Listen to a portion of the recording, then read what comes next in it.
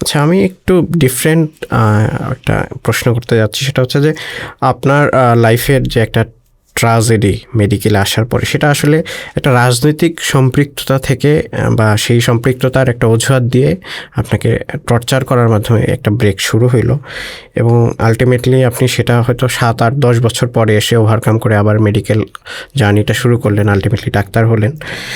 তো আমরা জানি যে আপনি নতুন করে আবার হচ্ছে পরিবর্তিত বাংলাদেশে, নতুন বাংলাদেশে আপনি হচ্ছে আবার পলিটিক্সের সাথে যুক্ত হয়েছেন।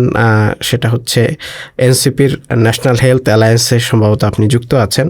তো তখনকার যে ন্যাস্টি পলিটিক্সটা ছিল, আসলে ভিন্নমতকে দমন করা, টর্চার করা, ক্লাস করতে না দেয়া, সেই জায়গা থেকে আপনি যে নতুন করে নতুন বাংলাদেশে এসে পলিটিক্যাল সংগঠনের সাথে সম্পৃক্ত হলেন, তো এটা আসলে কেন? এবং আপনি আসলে আগের পরিবেশটাকে চেঞ্জ করতে, বর্তমান ক্যাম্পাস যাতে সবার জন্য একটা ভালো পরিবেশ দিতে পারে, সেই জন্য আপনি আসলে কিভাবে কাজ করবেন? আমি শুরুতে তোমাকে একটা কথা বলেছিলাম যে মেডিকেলে পড়ার একটা অন্যতম রিজন ছিল আমার, সেটা হচ্ছে আসলে সোসাইটিতে কন্ট্রিবিউট করা। পার্সোনাল কাজের চাইতে বা পার্সোনাল যেই মানুষের যেটা টার্গেট অনেক সময় থাকে যে না ডক্টর হলো অনেক টাকা পয়সা, আমার কাছে এই জিনিসটা খুব বেশি, আমি এটা নিয়ে ফ্যাসিনেটেড খুব বেশি ছিলাম না। আমার কাছে সোসাইটিতে কন্ট্রিবিউট করার ইচ্ছাটা ছিল সেই সময়। এবং আমি যে আমাকে মাঝখানে অনেক সময় বলা হয়েছে যে না আমি ট্র্যাক চেঞ্জ করি, আমি অন্য কোনো সাবজেক্ট, অন্য কোনো প্রাইভেট ইউনিভার্সিটি থেকে হচ্ছে আমি পড়াশোনা কমপ্লিট করি। আমাকে এক সময় হচ্ছে বাংলাদেশ ওপেন ইউনিভার্সিটি উন্মুক্ত বিশ্ববিদ্যালয় থেকেও হচ্ছে ভর্তি মানে অ্যাডমিট করেছিল যে আমি ওখান থেকে যেন অন্তত আমার ডিগ্রিটা কমপ্লিট হয়।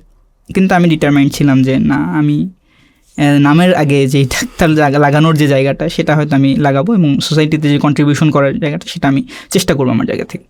তো যাই হোক, সেখান থেকে আমরা যখন বিগত বাংলাদেশের যেই কালচার যেটা ছিল, সেখানে আসলে রাজনৈতিক যেই দুর্বৃত্ত পরায়ণতা ছিল, সেখানে সোসাইটিতে কন্ট্রিবিউট করা অ্যাজ এ ডক্টর, এটার সুযোগটা আসলে খুবই কম ছিল।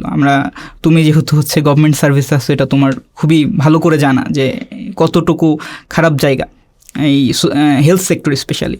তো যখন আমরা জুলাইয়ের পরবর্তী বাংলাদেশে আমরা যেটা চিন্তা করেছি যে না, এই বাংলাদেশ তো আমরা চাই না। আমরা যেই বাংলাদেশ চাই, সেই বাংলাদেশে আসলে যেই স্বাস্থ্য কাঠামো আমরা গড়তে চাই, সেটা একটা সুন্দর স্বাস্থ্য কাঠামো হবে, যেখানে আসলে যারা রোগী তারা তাদের সেবা পাবে, এবং যারা হচ্ছে স্বাস্থ্যসেবা কর্মী যারা আছে তারাও তাদের যথাযোগ্য মর্যাদা পাবে।